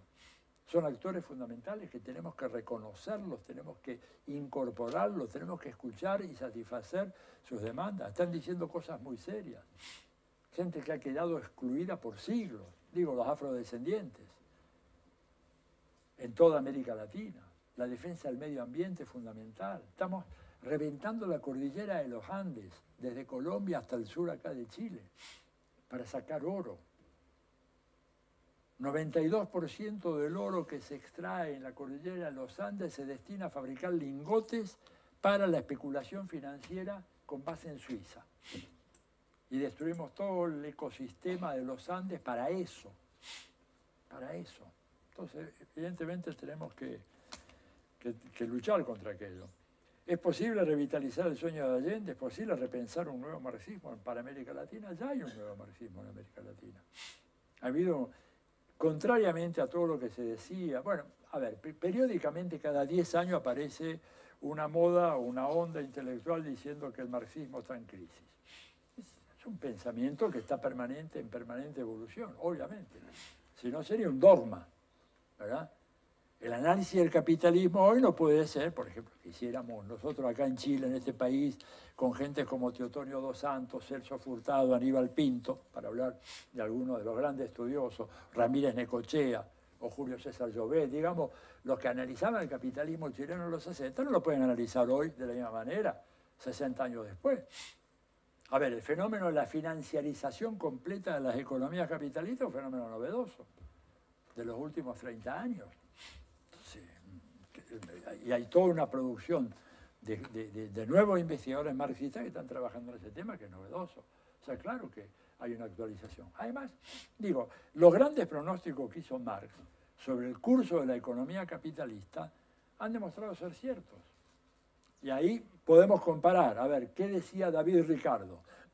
Un gran economista, ¿verdad?, liberal, gran economista, junto con Adam Smith, las dos grandes figuras del pensamiento liberal. Pero David Ricardo, que todo este intercambio económico entre los países produciría finalmente un mundo más equilibrado, un mundo con menos desigualdades, un mundo con naciones menos diferenciadas en cuanto a su potencia económica y por lo tanto un mundo más pacífico y de menos guerra. ¿Qué fue lo que pasó? Bueno, exactamente lo contrario. Lo que Marx y Engels predijeron en el Manifiesto Comunista de 1848. Dijeron, la tendencia natural del capitalismo es a la polarización y a la concentración, dentro de las naciones y en el plano internacional. Dentro de las naciones provoca violencia, conflictos, rebeliones, protestas, represión, y en el plano internacional provoca guerras. Y eso se ha cumplido. Entonces digo, por supuesto el marxismo tiene que seguir repensándose, ¿no?, y evitar cualquier tentación de cosificarlo o transformarlo ya en un saber definitivo. ¿Cómo veo el futuro de Venezuela? Bueno, yo no veo ningún futuro para ningún país, por empezar porque no tengo la bola de cristal, ¿verdad? Puedo hacer algún tipo de anticipación. También me dice cómo veo la situación política de Chile o la Argentina. A ver, futuro de Venezuela. Yo creo que Venezuela está sufriendo un ataque económico fenomenal, ¿verdad?, por parte de Estados Unidos. No es ningún descubrimiento, lo dijo Mike Pompeo, ¿verdad?, cuando al poco tiempo de asumir como secretario de Estado, tenemos prevista inclusive una opción militar para resolver la crisis de Venezuela, hora de que Maduro se vaya. Lo repitió Donald Trump, dijo ninguna opción está excluida. Lo repiten hoy los halcones del Consejo Nacional de Seguridad. ¿Les suena el nombre de Juan Cruz a alguno de ustedes? ¿Juan Cruz? ¿Sí? ¿Quién es? No, ese es Ted Cruz. Juanito Cruz. ¿No le suena? Tú no puedes hablar. Porque eres un experto. Pero a alguien más le suena, no le puede sonar. ¿Saben por qué? ¿El señor qué es? Es el jefe del Consejo Nacional de Seguridad, presidido por John Bolton, del Tea Party, un supremacista blanco, que todavía cree que los negros están en el lugar equivocado en los Estados Unidos, tienen que volver a África. Y él es el encargado para América Latina y el Caribe del Consejo Nacional de Seguridad. Cuando lo designan a Juan Cruz, se produjo estupor generalizado en los medios norteamericanos porque no encontraban una foto de Juanito, puertorriqueño. ¿Saben por qué?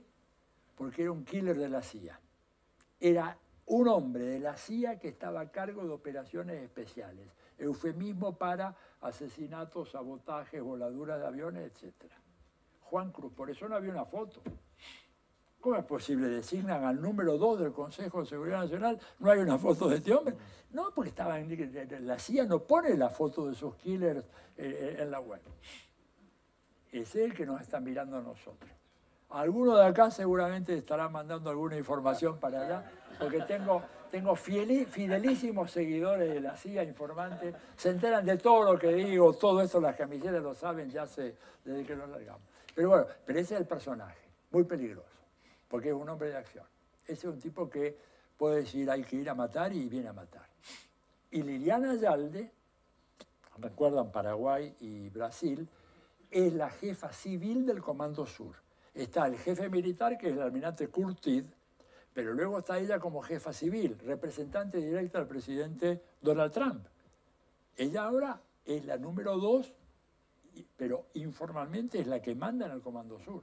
Entonces, estamos en una situación peligrosa, porque tenemos gente que realmente viene dispuesta a hacer cualquier cosa. Entonces, Venezuela tiene que resolver el tema económico, tema fundamental. Ha sido agredida, una economía que ha sido desquiciada por las sanciones, por la persecución, por los sabotajes en la cual concurrió lamentablemente el gobierno colombiano, que se ha prestado a esa maniobra, profundamente, no sé cómo calificarla, pero realmente es una infamia, porque si ha habido un país que fue generoso con Colombia, ha sido Venezuela. Un país que tiene, antes de todo este problema, había en Venezuela más de 6 millones de colombianos, con los mismos derechos que los venezolanos, beneficiados con la misma política. Yo he estado allá y puedo atestiguar gente que recibía la misión Gran Vivienda, sus departamentos perfectamente amoblados, departamentos que serían un sueño para la clase media chilena o argentina, ¿verdad? Amoblados, lo único que tenían que dar es su ropa. Tenían todo, hasta plasma en las habitaciones, muchos de ellos eran colombianos. Y como pago, el gobierno de Colombia organiza el ataque contra el bolívar, la moneda venezolana, desde Cúcuta y desde los lugares de frontera. Muy difícil gobernar así. Muy difícil manejar la economía de esa manera. ¿Se dan cuenta? Entonces hay un problema económico que es lo fundamental. Y que eso evidentemente genera un impacto político. Hay un cierto desánimo en las bases del chavismo ahora. No tanto como para volcarse hacia la oposición, de ninguna manera. No quieren ellos de ninguna manera. Pero han perdido un poco el entusiasmo por estas restricciones económicas que afectan la vida cotidiana y molestan mucho a la gente. Pero yo creo que, bueno, si logran buscarle la vuelta y resolver un poco esta problemática económica, creo que es un gobierno que tiene una legitimidad que viene de su origen, de la gestión de Chávez, de la herencia del chavismo, de toda esa prédica, que puede llegar a estabilizarse. Es un país inmensamente rico. Venezuela es un país inmensamente rico. No solamente se habla siempre del petróleo. El petróleo es una de las riquezas de Venezuela. Venezuela tiene agua también, tiene materiales, tiene oro, tiene minerales estratégicos. Un país que tiene una riqueza fabulosa. Pero bueno, es muy difícil gobernar contra el imperio. Lo mismo Cuba, ¿no es cierto? Futuro de Chile, yo tengo un cierto optimismo. Porque me parece que, porque me parece que está habiendo cosas nuevas en Chile. Digo, que la segunda ciudad de este país esté gobernado por un chico de 32, 33 años que está fuera de todos los esquemas políticos tradicionales, un dato que habla de que acá hay un fermento de cambio muy importante, que a veces no se ve, pero está. Que estas chicas hayan ocupado la Facultad de Derecho, nada menos que un templo de la reacción en este país durante 2 meses, votado al decano. Quiere decir que hay movimientos de fondo acá y hay un hartazgo con el sistema tradicional. Yo creo que la próxima elección presidencial en Chile va a ser una elección presidencial en donde podemos tener una enorme sorpresa. Tengo fe en eso. Este pueblo ha perdido un poco el rumbo, pero tengo la impresión de que lo ha empezado a encontrar.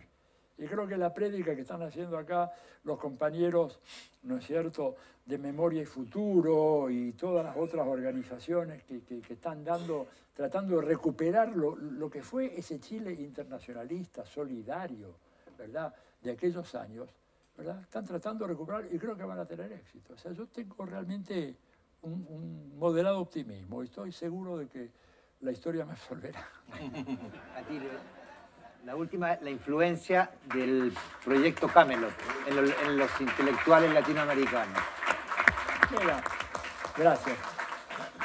El proyecto Camelot fue muy importante. Yo estaba en Chile en aquella época, fue un escándalo, ¿verdad? Porque evidentemente se develó, gracias a una serie de artículos aparecidos en Estados Unidos, cómo la CIA estaba interviniendo a través de las fundaciones para hacer investigaciones sobre el estado de conciencia de la población, de algunas poblaciones en Chile, en Argentina, en algunos otros países de América Latina. Fue denunciado y aparentemente el proyecto terminó. Pero Estados Unidos no ha abandonado para nada el proyecto de educar a dos actores estratégicos de América Latina. Por una parte los militares, ¿verdad?, y por la otra los intelectuales. Y bajo esta rubra intelectuales, ellos consideran a los periodistas, a los académicos y también jueces, abogados, gente que maneja el mundo de las ideas de alguna manera, ¿no es cierto? Entonces, los programas para adiestrar a esos actores, para convencerlos de los valores norteamericanos, de la necesidad de apoyar las políticas de los Estados Unidos, son realmente esfuerzos denodados y en donde canalizan miles y miles de millones de dólares, ¿verdad? Y captan muchas voluntades. Piensen ustedes que algunos de los más importantes dirigentes de la derecha, sobre todo tipos con una cierta formación intelectual, en Chile, en Argentina, en Brasil, en México, hace 25 o 30 años eran toda gente de izquierda, que al igual que yo, fueron a estudiar a los Estados Unidos. Y como dice un amigo mío, que es un físico, dice, se produjo el efecto del ciclotrón, que entras por izquierda y salís por derecha. Y eso fue lo que pasó con muchos de ellos. No voy a hacer nombres, hay muchos acá, tengo una lista, me muerdo la lengua por... ustedes saben quiénes son, ¿verdad? En la Argentina lo mismo, ¿verdad? En Brasil lo mismo, en México lo mismo, ¿no es cierto? Es la efectividad de esa política de captación de intelectuales, de académicos jóvenes, de periodistas. Ahora están inventando un nuevo periodista cubano, ¿verdad? Un escritor cubano que ya lo están proponiendo para el premio Pulitzer. Carlos Manuel Álvarez, ¿le suena? Escribió un libro llamado La Tribu, recuerdos de la Cuba postrevolucionaria. O sea, ya la revolución se acabó en Cuba. Y el New York Times está ahí ya proponiéndolo como la nueva maravilla de las letras cubanas. Estuve leyendo el libro de él. Es un libro realmente de comentarios al pasar, como si yo voy a Bangladesh, me quedo una semana y pongo unas par de notas de color y ya candidato al Pulitzer. El nuevo Joanny Sánchez que han encontrado ahí, es una política del imperio. Yo les tengo, por eso digo, yo lo estudio y les tengo un profundo respeto. Miren, podría hablar horas, pero me reduzco a esto. Cuando yo estaba allá en Harvard estudiando, me acuerdo que una vez nos dicen, bueno, queremos que vayan, el decano de la escuela, ¿no?, en ciencia política, dice, quiero que vaya una delegación de ustedes a la oficina del senador Ted Kennedy, porque ustedes están acá, Harvard está en Massachusetts, él es el senador senior de Massachusetts, van a aprender mucho allá. 4 o 5, éramos un par de americanos y 2 o 3 de afuera, un griego, yo y no sé qué, el otro creo que era un italiano. Bueno, fuimos a ver la oficina del senador Kennedy. Yo vi la oficina del senador Allende acá, por ejemplo, en este país, y de otro. Más o menos, un despacho agradable, con una antesala, nada más que esto. Bueno, la oficina del senador Kennedy eran por lo menos 4 veces este espacio. Y había cerca de 100 mesas, desks, como ellos le llaman, escritorios. Nos decía, bueno, mire, vamos a recorrer los escritorios. Aquí está el escritorio de Brasil. ¿Y quiénes están ahí? Y este fulano es un PhD de la Universidad de Texas, Austin, especialista en Brasil. El de al lado es un antropólogo graduado en Sussex sobre pueblos amazónicos. Vamos a la otra mesa allá. 4 o 5 tipos. ¿Qué eso? Esto no, esto es la mesa, el desk mexicano. ¿Quiénes son?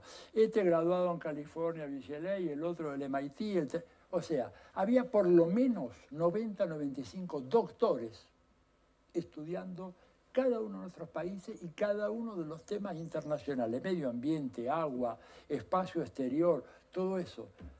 Es el imperio, el enorme poderío. Ellos saben más de nosotros, muchísimo más de nosotros que nosotros de ellos. A ver, ¿cuántos centros o proyectos de investigación hay en Estados Unidos sobre América Latina y el Caribe? El último cálculo era cerca de 800. ¿Cuántos centros de investigación sobre Estados Unidos hay en América Latina? ¿Hay alguno en Chile? No. ¿En Argentina? Tampoco. ¿Uno en Cuba? Y había uno en México, donde yo trabajé con algunos colegas chilenos, Luis Mayra dirigía eso, José Miguel Insulza estaba ahí, ¿no es cierto? Yo estaba también ahí. Cuando viene Salinas de Gortari y dice, después de firmar el Tratado de Libre Comercio con Estados Unidos, no hay ninguna razón para tener un centro que estudia los Estados Unidos. Y lo cerró. O sea, tenemos 1 contra 800. Esto es el imperialismo. Bueno, nos vamos ya. ¿Okay? Gracias a todos. Gracias, muy amable. Si alguno quiere sacarse una foto acá, me indica. Antes de despedirnos, queremos invitarlos el martes 26 de junio a la Plaza de la Constitución a las 11 de la mañana, donde se van a celebrar los 110 años del natalicio de Salvador Allende. Y en un mes más, el 26 de julio, el embajador nos puede decir dónde se puede hacer alguna conmemoración del aniversario de Cuba. Eso es.